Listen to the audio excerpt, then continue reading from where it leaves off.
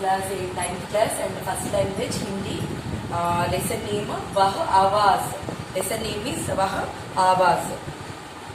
So वह आवाज विष्णु प्रभाकर जी से लिखा गया है. ये कहानी है वह आवाज. इसमें मंडू एक लड़का रहता है. उसके आसपास ये कहानी चलती रहती है. मंटू अब जब स्कूल से लौटा तो वह बहुत तका सा था. मंटू एक लड़का है. ये लड़का स्कूल से आ गया, घर को आ गया, बहुत तका सा था. घर के दरवाजे में प्रवेश करते ही वह अपनी माँ को मुस्कुराते हुए पाता था. हर रोज उसको घर पहुंचने के बाद उसकी दरवाजे पर उसकी माँ का खूबसूरत का मुस्कुराहट देखना चाहता था.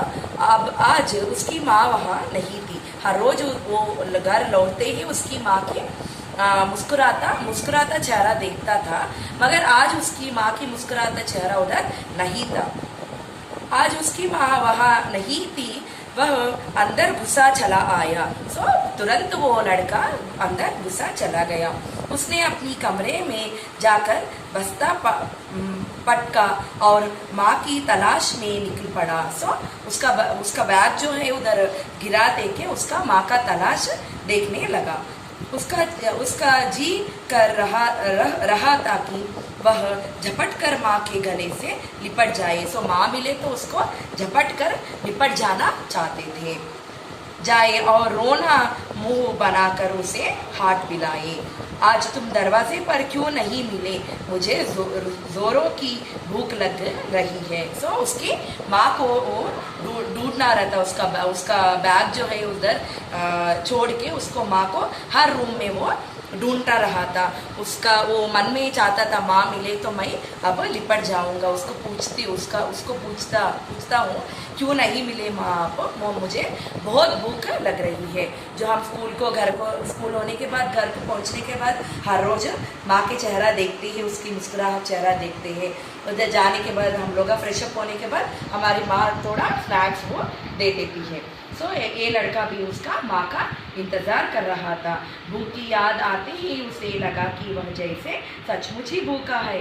रोज ऐसा होता था. स्कूल से आने पर माँ उसे खाने के लिए देती थी, लेकिन आज सब कुछ उलट पुलट हो गया.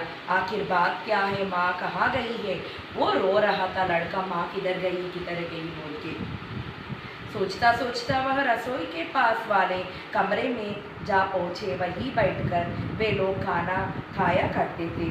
उसका रसोई है. ये रसोई के पास एक डाइनिंग टेबल था. उधर जाके वो लड़का बैठ गया है. वे लोग बहुत अमीर नहीं थे. उनके घर में बढ़िया सी खाना की मेज़ भी नहीं थी. वो लोग अमीर नहीं थे, मगर बढ़िया खाना भी नहीं है उसके घर में.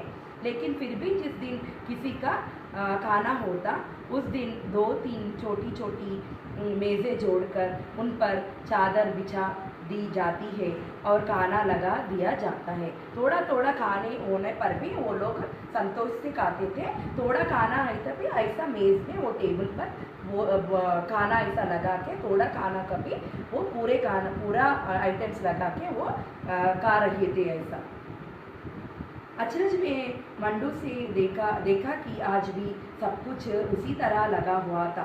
ज़रूर कोई खाने पर आने वाला होगा. मम्मी मुझे कैसा भी कुछ बना लेगा बोल के वो लड़का सोचकर घर को पहुंचा, मगर उधर नहीं है ऐसा. तब तो बड़ा अच्छा बढ़िया चीज़ें खाने को मिलेंगी. यह सोचते उसकी निगाह मेज़ पर गई. ये सोचते उसकी निगाह किधर पर गई? टेबल, मेज़ बोले तो डाइनिंग टेबल पर उसका आंख उधर गई है.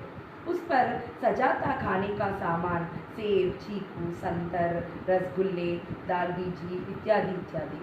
उसका डाइनिंग टेबल पर ये पूरे आइटम था. कौन का आइटम था? ये संतरे का आइटम और सेब, एप्पल्स, ऑरेंजेस वो उधर देखकर डाइनिंग टेबल पर देखा है. उसने सोचा माँ ज़रूर रसोई घर में समोसे बना रही होगी. हाँ, रामू भी दिखाई नहीं देता है. वो सोचा, वो रो के सोचा कि रसोई बोले तो किचन में माँ मेरे लिए समोसे बना रही है. शायद वो पूरे वो मन में थिंकिंग कर ले रहा है. वो पूरे रामू भी दिखाई नहीं देता है, वह जरूर बाजार गया होगा। रामू उसका भाई है, बाजार गया होगा बोल के सोचे थे। सो इधर तक मैं कहानी आपको समझ में आया ना। मंटू बोल के एक लड़का घर से पहुंचते ही उसकी माँ नहीं दिखाई देती, वो रो रो के उधर उधर ढूंढ के और उसका नज़र डाइनिंग टेबल पर पड़ता और डाइनिंग टेबल पर उसको ऑरेंज सेब मिल जाता है। उसका भाई रमेश भी नहीं मिलता है। सो ये लेसन हम कल कंटिन्यू करेंगे। Thank you.